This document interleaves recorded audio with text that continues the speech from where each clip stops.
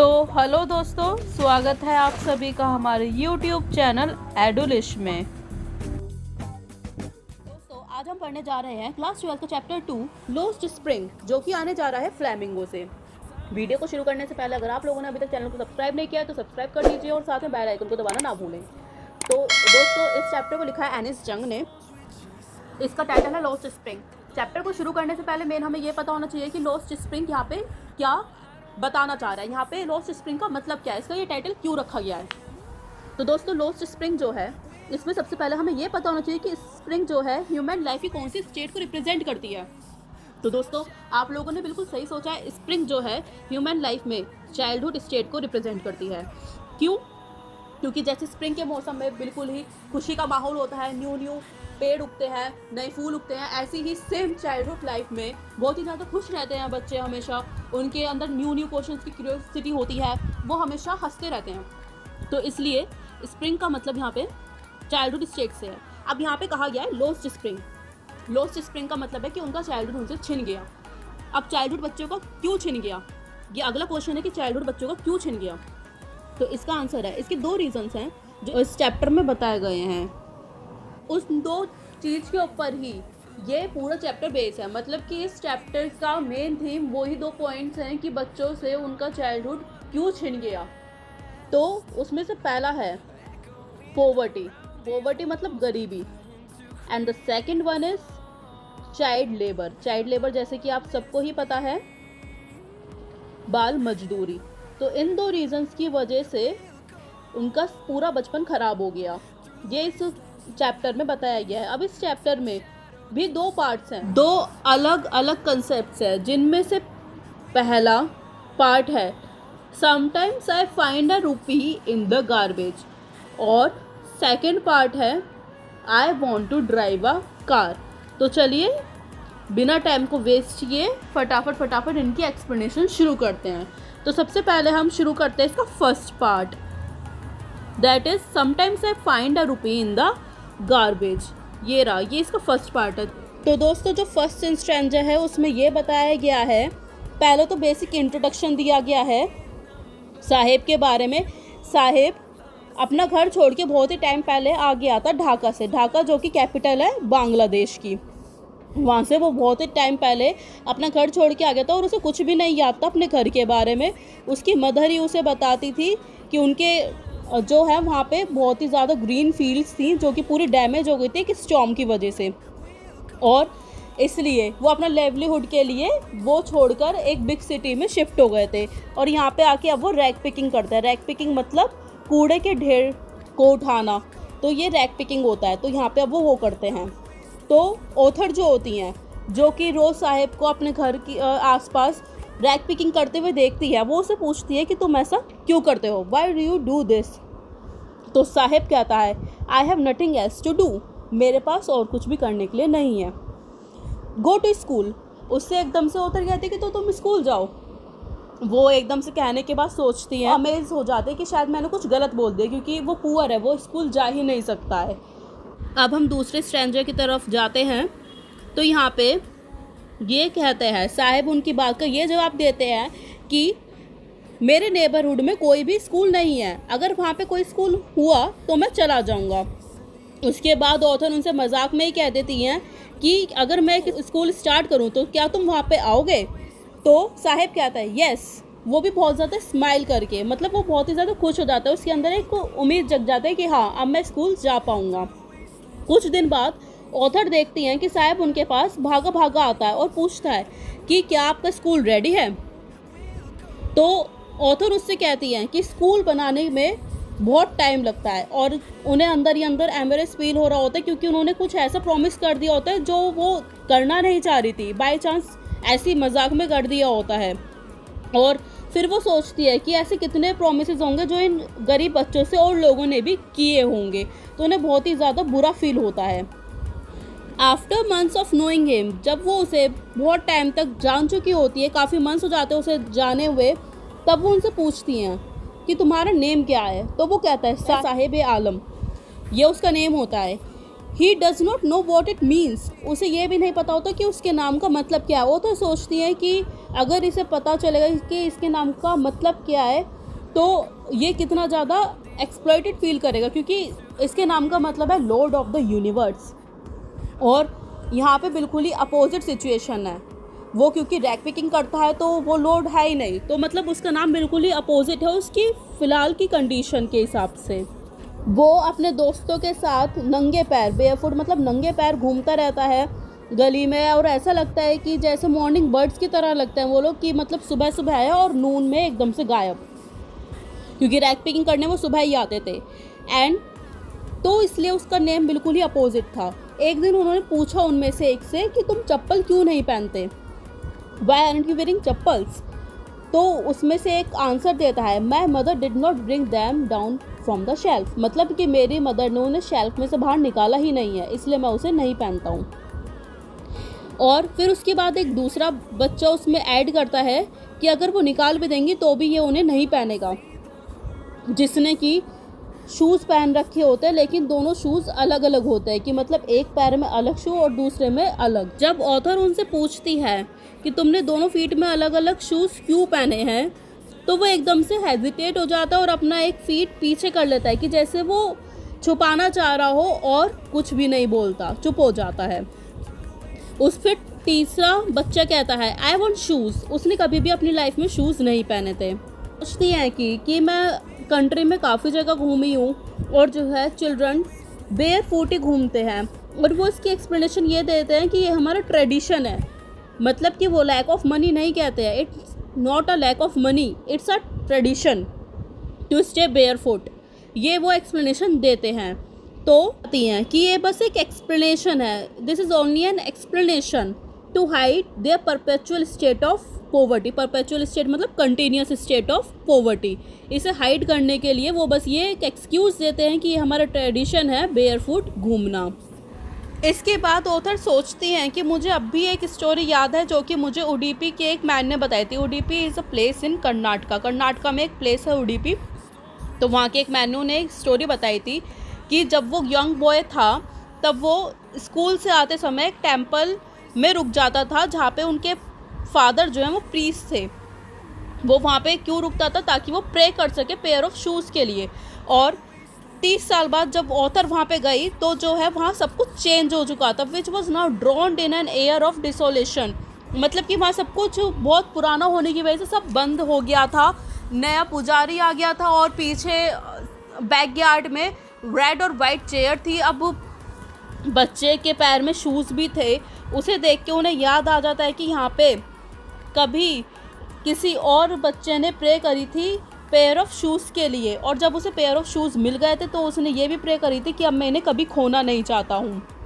तो उन्हें याद आ जाता है कि उसकी प्रे देवी सुन चुकी थी, गॉडेस ने उनकी प्रे सुन ली थी, और अब यहाँ के सारे बच्चों ने शूज़ पहन रखे थे। लेकिन उन्हें फिर ये लगता है कि अब जो मेरे मोहल्ले के बच्चे हैं, जो वहाँ पे रैक पिकिंग करते हैं, वो अब भी शूलेस हैं।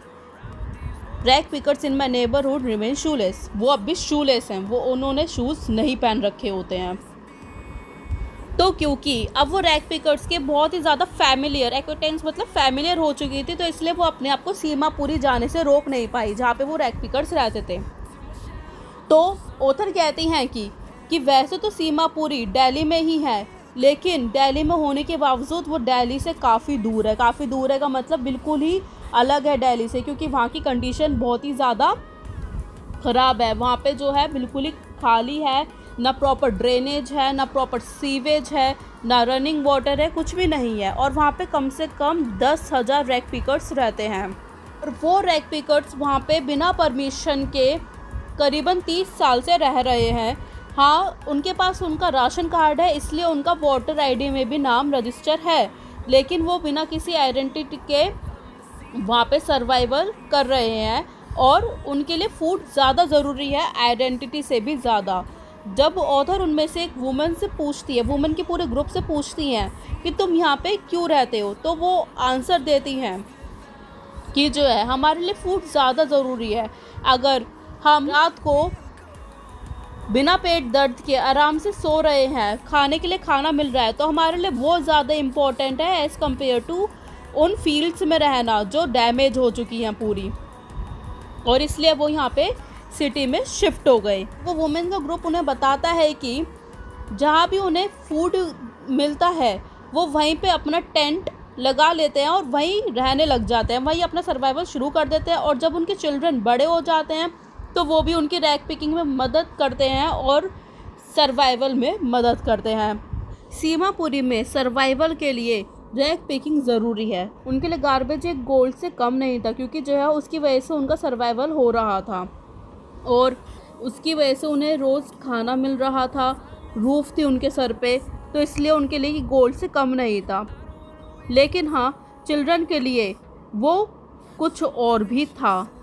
साहेब कहता है कि कभी कभी मुझे उस गार्बेज के ढेर में से 10 रुपीज़ का नोट भी मिल जाता है, और इससे उनकी होप और ज़्यादा बढ़ जाती है कि वो उस गार्बेज में और चीज़ें भी ढूंढे। स्क्राउंजिंग मतलब सर्च, कि वो उसमें और चीज़ें भी सर्च करें, क्योंकि ये उनके लिए एक न्यू होप लेके आता है। तो इससे हमें ये भी पता चलता है, आप ध्यान से सुने, यहाँ पे एक इम्पॉर्टेंट क्वेश्चन बनता है ये, it seems that for children garbage has a different meaning and for parents it has a different.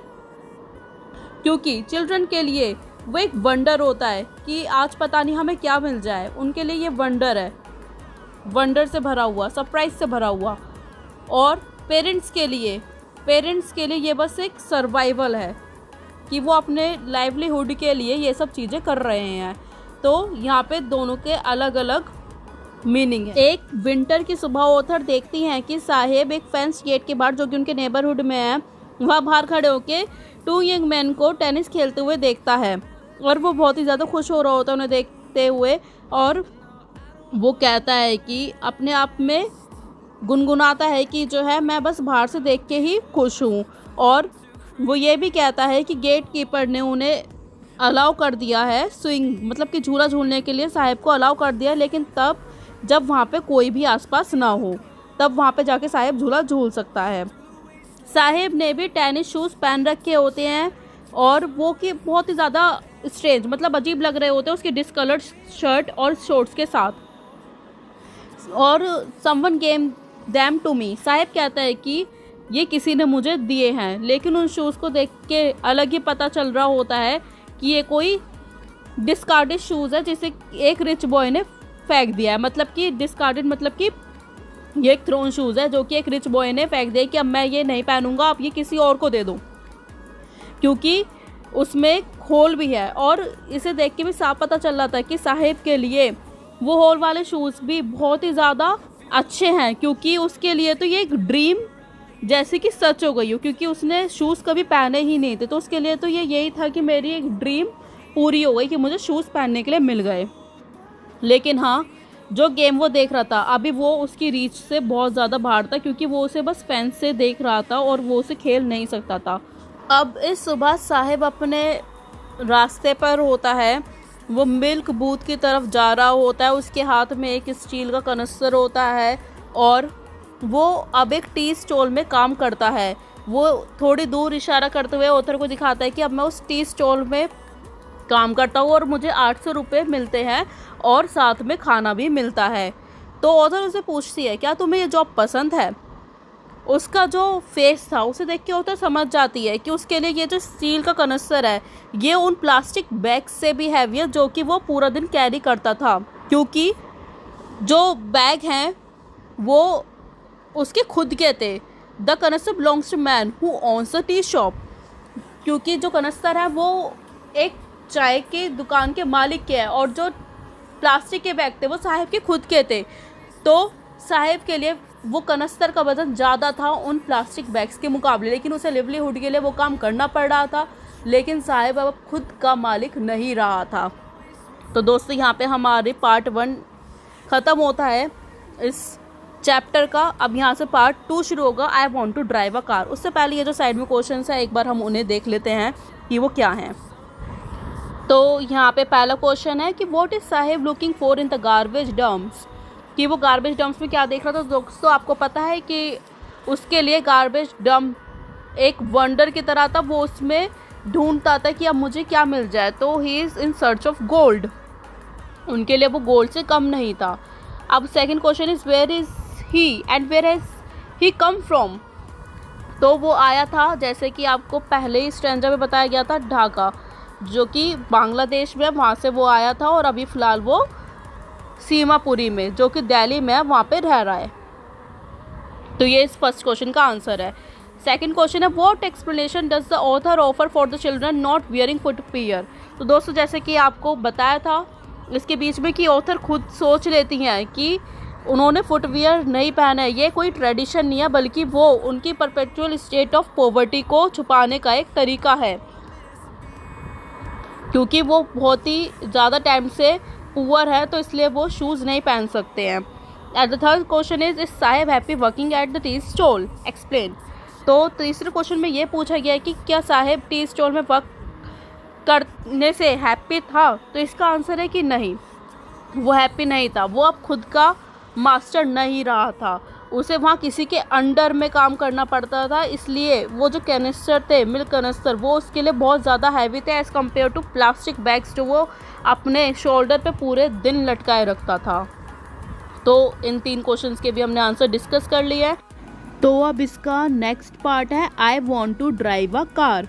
इस पार्ट का और फर्स्ट पार्ट का आपस में कोई भी लिंक नहीं है, ये एक अलग स्टोरी है, वो एक अलग स्टोरी थी, तो इन दोनों का आपस में कोई लिंक नहीं है। तो दोस्तों, जो इसका सेकंड पार्ट है I want to drive a car, वो हम डिस्कस करेंगे नेक्स्ट वीडियो में। अगर आप लोगों को वीडियो अच्छी लगी हो, चैप्टर समझ में आया हो, तो वीडियो को लाइक करना ना भूलें, साथ में चैनल को सब्सक्राइब करें और बेल आइकन को दबाना ना भूलें। तो फिर मुलाकात होगी आप लोगों से अगली वीडियो में। तब तक के लिए tata, good bye, take care और stay safe everyone, bye bye.